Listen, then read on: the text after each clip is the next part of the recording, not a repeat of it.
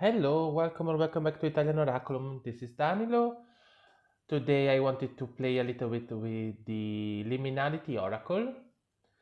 The box has this landscape illustration, but the cards are vertically oriented, as you can see. It's from, let's see, there it is. Amelia Leonard, I presume she's French. I'm sorry if I'm mispronouncing your name. And now it is a Fae theme deck, an oracle. The booklet is both in French and in English. You just have to flip it upside down. See, we have booklet and livret. I believe in this case the final T is not pronounced. Now, from what I can see, we have a few keywords and then descriptions of the illustration and how we can reason what the card is suggesting us. But in a case like this with an oracle, I would rather be able to read them intuitively using the titles or the keyword for jumpstart the reading and be able to just go from there. If I study the actual guidebook, it's either because it's a new system, whether it is runes or different kinds of Sibylla style deck or Lenormand, the like. But for an oracle, I tend to avoid it. So, as I said in the beginning, I want to play a little bit with it and I want to see how I can read it intuitively. So, I don't know what kind of readings are possible. I'm not giving you a theme of the reading, I'm just seeing what cards come up and giving you whether it is a prediction or advice or whatever. So we have these pretty borders in the at the bottom of the card. They change color depending on the color scheme of the illustration, and we have both the English and the French titles. Now, beware expansion, stagnate. I don't feel like it is a past, present, future. I feel like it is not a you are here, these are your options. I feel like it is a cohesive message, and so I could say that the cards are warning you that you are staying put, you are stagnating during a moment of expansion. So whether it is a habit, sort of problem that keeps you stuck where you are, or whether it is like a way of thinking and seeing the situations around you, things are moving. It is a moment where you can change and expand and better and grow and evolve, but you risk losing this chance, or at the very least not be able to start the process right away because you are focusing on the past. I see in the Beware card this Fae character that could look like a little bit like a sea witch. We are under the sea, there are skulls, there are skeleton fish. So it's the character itself does not have like fangs or claws, or it's not in a position where it seems like they're trying to grab someone from the surface. It looks like they are watching, and therefore this beware is more of a ideal creepy things, and I'm sensing a creepy something going on with you, so I'm letting you know you are coming into my home. Not a problem for me, but you may not be aware of it, and so you may not be prepared for this step in your journey. I feel like this card is more of a creepy sign that it's a beware, an awareness, not a danger in and itself. So like in the paranormal movie, when you see the raven or the black cat or the ghost, it's not actually the enemy, but it's trying to warn you of another danger, and they don't come exactly in the most pleasing way. The expansion is this 3 that is, I wouldn't say broken, I would say open in the middle, and it looks like it's a doorway to another realm. So it's almost like, and here we have a character that, by the way, so we have 2 characters actually. One is kneeling, one is standing. They look both female. This one looks like a human character. This could be a fake character. Here we have a snow owl and this other bird that's not really identifiable, but it's a different color. So, and here we have other birds. And I feel like it's a moment where you see your past self and your future self, and you have to decide if you want to go beyond where you are and keeping on that path, or staying in where you are. And the danger here is, instead of moving on, instead of going forward, we are risking stagnation. And here we have a pond with the fish, with the water lily leaves. I don't know if they have another name. Now, this character doesn't seem scared or suffering, but they seem a little bit empty. This is a smile that kind of reminds me of I'm here but not really present at myself. So there is a lack of awareness, a lack of mindfulness in this situation. And once again, this warning is more a way to wake us up and see the situation for what it is, and seize momentum instead of staying where we are.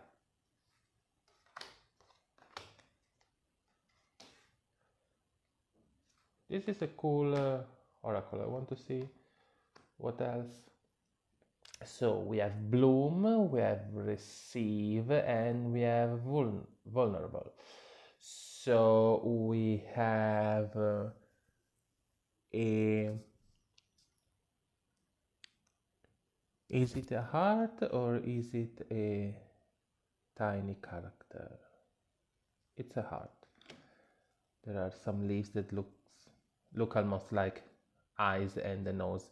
So we have bloom, and we have poppies, we have foxglove, we have maybe some ivy, we have what I think is at least a lily, maybe a tulip. This could be something like lavender. I don't really recognize every flower, but I can see enough that not all flowers are necessarily positive or just positive as a symbol. Receive, we have this fay bird because it has like tiny deer horns and what looks like an horizontal pupil, like a goat or a frog maybe. So it's a weird creature in the shape of a bird, and it has a key attached to a string with the triskele in the handle, let's say, of the key. So it's a message, it's a mean to unlock something, it's a mean to participate in the changing of situation, it's a mean to bring balance. Coming from the other world, for the fey realm, from somewhere unexpected, from someone maybe a little bit more liminal when it comes to their energies. And then we have vulnerable with this fake character under the full moon with these white rabbits which make me think about these are dead rabbits, and she's like gathering them to bring them in the fey realm where they can essentially live again, possibly forever, because it's just like that here. It's just a gateway to go there. From there, you can come back here. I'm currently reading something about Celtic magic and religion, specifically Irish Celtic, and there is this thing where you go from this world to the other world, you can keep reincarnating because you want to experience this level of life with physicality and everything, or you can stay there in the other world. So I feel like this is a situation where the central card is actually telling us what is happening. We are being given a chance, we are being given a signal, we are being given a something, and this something can lead us to unlocking a lot of growth, a lot of beauty, a lot of experiences, a lot of emotions, a lot of energies, a lot of power. There is a lot of medicine and healing and again energy, magic in flower, of course. But to do so, we have to make ourselves vulnerable to, again, seeing the foxglove, which is a poisonous plant. I would say we have to be prepared to face the music, so we have to use this key to unlock the blooming of the flowers and kind of accept whatever plants bloom, especially considering that they seem to come from the heart of this character, and therefore they could impact us emotionally at the very least in many different ways. And on the other side, I could see this vulnerability being more of a prerequisite, like be aware of the fact that you are vulnerable, be aware of the fact you are not fixed, strong, protected, and completely stable, and therefore you can change. But because you can change, you like the ability to change means a lacking in defined, definitive, and strong structure, like the absence of the ability of changing means being structured maybe to an excess. So I feel like learning to let go, learning to be maybe a little bit more spontaneous, maybe a little bit more sincere, maybe a little bit more detached, not in the emotional sense, but in the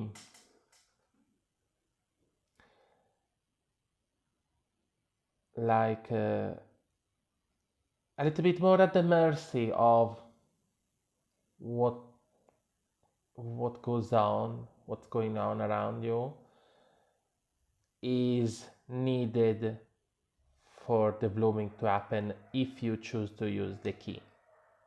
Like I can feel, I can see both options. I want to quickly do a third one. These cards are very beautiful. So let me see. We have duality, we have upheaval, and we have illuminate.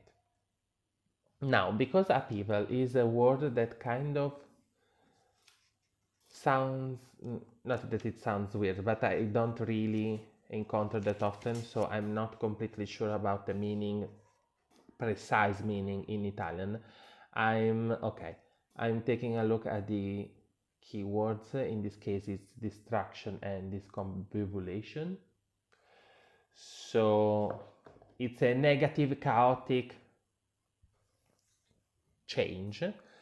But again, we have duality on one side, illumination on the other. So in this case, I feel like this card, on the left, is the theme. And these are like the two aspects of it and the two consequences of it, or like this is what's going on and these are the two faces of the same medal when it comes to results or how this is going on. So duality means a lot of things. It means separation, it's also balance, it's also liminality, it's also being on two different levels at once. And while watching the card, I can see how this spirit, this Fae character is dual in the sense that they are half blue, half golden, white, and it seems like it's two sides of the same coin. And the apparently human character has a mask with these two colors, and on one side we have a fox and this sort of galaxy raven, while on this side we have two white glowy yellowy ravens. So I feel like this duality situation also with the curve and counter curve, it's a little bit more needing to bring balance through putting together two extremes, while recognizing that in both of them there is a piece of the other, so essentially the yin yang symbol, which yes, is gonna bring upheaval because it's going to flip it. If you see two opposite sides as not separated but as a union, if you see the piece of one inside of the other and which vice versa, you are going to change the way you look at things. You are going to experience an upheaval in your way of looking at the world, at relationships, or whatever it is that this card is referring to, because suddenly everything has a purpose, suddenly everything has a meaning, suddenly everything is a chance to grow and do better, be better, and experience a more whole and fulfilling situation. So it's a chaotic change in worldview rather than some sort of accident in real life. And of course, this kind of brings illumination on the other side, because there is illumination that requires a rapid and chaotic shift of your point of view to make sense once you understand that this is the truth, this is how things really are. So again, the yin yang symbol, essentially balance of opposites, all sort of opposites, and seeing how they're not just compensating each other, but each one of them has a piece of the other inside of themselves. Yes, rather than predictive readings, this is better seen as an advice or maybe self-exploration tool. I feel like it's more in its nature to function as that, but it could be paired very well with a tarot or a Sibilla style deck to, or even playing cards, to bring the predictive elements in the reading. Thanks for watching. As always, I invite you to subscribe to the channel, leave me likes if you enjoyed the video, comments are always welcome. If you want to book a reading with me, there is the email address in the description, and also my handle of Instagram if you want to follow me there as well. Bye! See you next time.